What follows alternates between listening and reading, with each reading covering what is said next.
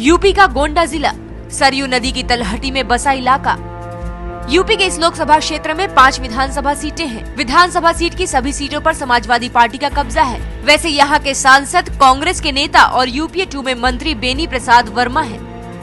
अनाज घोटाला, एनआरएचएम घोटाला और फिर मनरेगा घोटाले की वजह से सुर्खियों में रहे गोंडा में औद्योगिक पिछड़ापन, खस्ता हाल सड़क, स्वास्थ्य सेवाएं, बिजली, पानी और शिक्षा और बाढ़ की त्रासदी यहाँ के मुख्य चुनावी मुद्दे हैं।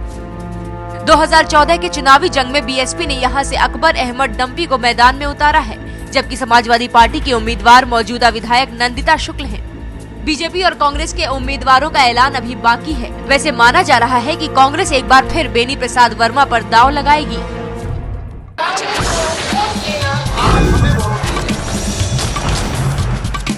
नमस्कार, मैं हूं पंकज झा। कौन बनेगा प्रधानमंत्री की नुक्कड़ बहस में आज हम आ पहुंचे हैं गोंडा। 80 के दशक तक यहां कांग्रेस का बोलबाला रहा था और पहली महिला मुख्यमंत्री सुचित्रा कृपलानी यहां से सांसद रही थी। उसके बाद बीजेपी ने खाता खोला यहां से। ब्रजभूषण शरण सिंह यहां से 2 बार सांसद रहे, उनकी पत्नी केतकी भी सांसद रही। फिर समाजवादी पार्टी के लिए कीर्तिवर्धन सिंह यहां से 2 बार सांसद रहे और अभी कांग्रेस के वरिष्ठ नेता और केंद्रीय इस्पात मंत्री बेनी प्रसाद वर्मा यहां से सांसद हैं। बीएसपी ने अपने उम्मीदवार तय कर दिए और समाजवादी पार्टी ने भी अपने उम्मीदवार तय कर दिए हैं। लेकिन सबसे बड़ी बात और सबसे बड़ा सवाल ये है कि आखिर इस बार 2014 में देश का प्रधानमंत्री कौन बनेगा और खासतौर से गोंडा में मूड क्या है, जनता क्या चाहती है, क्या लग रहा है कि इस बार क्या हो सकता है? हमारे ख्याल से इसका कोalition गवर्नमेंट बनेगी। भाजपा और कांग्रेस इस स्थिति में नहीं है कि वो बना सकें और इस कोalition गवर्नमेंट में अगर आम आदमी पार्टी का सम्मिलित हुए तो वो मेजर रोल अदा करेंगे। मुलायम सिंह कह रहे हैं कि इस बार मुकाबला हमारे और बीजेपी के बीच में भी क्या कोई मैच फिक्स हो गया क्या? विकास के नाम पर समाजवादी पार्टी सत्ता में आई है और अपने मैनिफेस्टो को गीता और कुरान की तरीके से मान करके उसको पूरा कर रही है। करीब करीब वादे हम पूरा कर चुके हैं। उत्तर प्रदेश की जनता विकास के नाम पर वोट देगी और 80 सीटों में 60 सीटें जीत करके कम से कम हम प्रधानमंत्री बनाने में अहम रोल अदा करेंगे। आपकी साफ वही है कि कम से कम रोल अदा करेंगे। अभी तक तो यही कहा जा रहा है कि मुलायम सिंह ही प्रधानमंत्री बनेंगे। कि आपको क्या लग रहा है इस बार? वो कह रहे हैं विकास के नाम पर, मोदी भी कह रहे हैं विकास के नाम पर। भारतवर्ष की जनता ने तय कर लिया है कि विकास का जो असली मॉडल है वो नरेंद्र मोदी जी के नेतृत्व में देश में स्थापित होगा और पूरे देश में नरेंद्र मोदी की लहर चल रही है। आपके सांसद हैं यहाँ से बेनी प्रसाद वर्मा, वो कभी कहते हैं मैं गोंडा से भी लड़ूंगा, कैसरगंज से भी लड़ूंगा। ये क्या उहापोह की स्थिति है? उहापोह की स्थिति नहीं है, ये उनका जलवा है। कम से कम वो एक आदमी ऐसा तो है कि जहां चाहेगा वो कह रहा है कि हम यहाँ लड़ सकते हैं। उनका आधार है वहाँ उनकी सतह। वो 4 बार कैसरगंज से सांसद रह चुके हैं, दूसरी बार फिर वो यहाँ से सांसद बने। आप भी मानते हैं क्या ऐसा? बिल्कुल नहीं मानते। जिस दिन से यहाँ का चुनाव हुआ है, एक हवा दिखा करके विकास पुरुष के नाम पर गोंडा आए, यहाँ की जनता ने उन पर विश्वास किया और लौट करके फिर मुंह नहीं दिखाया। नहीं, वो लौट कर लखनऊ में आते हैं और वही ताज होटल से उन गोंडा वालों को बुला के सारा कार्यक्रम, जनता से उनका कोई मतलब नहीं। ये बताइए कि दिल्ली से तो आप निकल गए, क्या लगता है यूपी में बात कुछ बन पाएगी? देखिए, यहाँ पर अभी हमारे बड़े भाइयों ने सबने यहाँ पर विकास की बात की, भ्रष्टाचार की बात किसी ने नहीं की। यकीन मानिए, यहाँ पर आप यहाँ से निकलकर यहाँ के देहात और गाँव में जाइए, न रोड है, न पानी है, न कुछ है। मतलब यहाँ पर कोई मूलभूत आवश्यकता जो यहाँ आम आदमियों की जो जरूरत होती है वो कुछ नहीं है। ये लोग खुद जो हैं, जो हमारे बड़े भाई लोग हैं, ये लोग जब अपने गांव जाते हैं तो यकीन मानिए इनकी आंतें नीचे चली जाती हैं। वो बताइए कि केजरीवाल कह रहे हैं मैं चुनाव लड़ूंगा नहीं, प्रधानमंत्री बनूंगा नहीं, फिर मामला कहाँ बन रहा है? बात ये नहीं है कि केजरीवाल जी चुनाव लड़े या न लड़े, बात एक विचारधारा की है। आप क्या मानते हैं, जब केजरीवाल ने इस्तीफा दिया तो उन्होंने जनता से तो नहीं पूछा? आप क्या मानते हैं ये जो कह रहे हैं सब जनता से पूछ के होता है? बिल्कुल गलत कह रहे हैं। इनके यहाँ जो आशुतोष जी को बना दिया है कैंडिडेट, उस पर इनकी पार्टी के लोग ही दिल्ली में उत्पात मचाए हुए हैं। उनका कहना यह है कि सर हर चीजें हमसे पूछ के की जाती थी। ये जो कैंडिडेट दिए गए हैं ये ऊपरी बाहर से फेंके गए हैं, इनको हम इनको मानने के लिए तैयार नहीं। कांग्रेस ने समर्थन देके कोई चूक तो नहीं कर दी थी आम आदमी पार्टी को? क्यों? कोई ऐसी बात ही नहीं है। हमने जो हमारा जो नियम था, हमारा जो सिद्धांत था, उसके हिसाब से उनको समर्थन दिए। उनके हर बिंदु पर उनको हमने समर्थन दिया।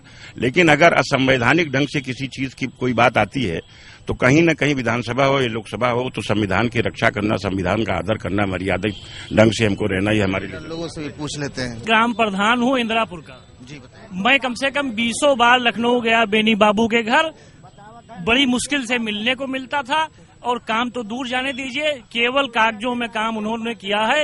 यहाँ आज तक न आए, हमने चेहरा नहीं देखा, उनके लड़के के साथ इलेक्शन में चले थे, लेकिन ये एक पैसे का काम नहीं किया। बताइए कौन बन सकता है प्रधानमंत्री, क्या लग रहा है आप लोगों को, माहौल क्या है? हमको तो लग रहा है कि राहुल गांधी जी इस बार फिर प्रधानमंत्री बनने जा रहे हैं। कांग्रेस पार्टी फुल बहुमत से सत्ता में आने जा रही है। इस बार मोदी जी को प्रधानमंत्री बनना है, इस बार कोई रोक नहीं सकता। मेरा पहला प्रश्न आम आदमी पार्टी वालों से है, ये 49 दिन मात्र दिल्ली पे राज किए, भी 49 दिन में अपने आप को दिल्ली में नहीं साबित कर पाए, मैं कैसे इन पे विश्वास करूं कि पूरा देश चला पाएंगे?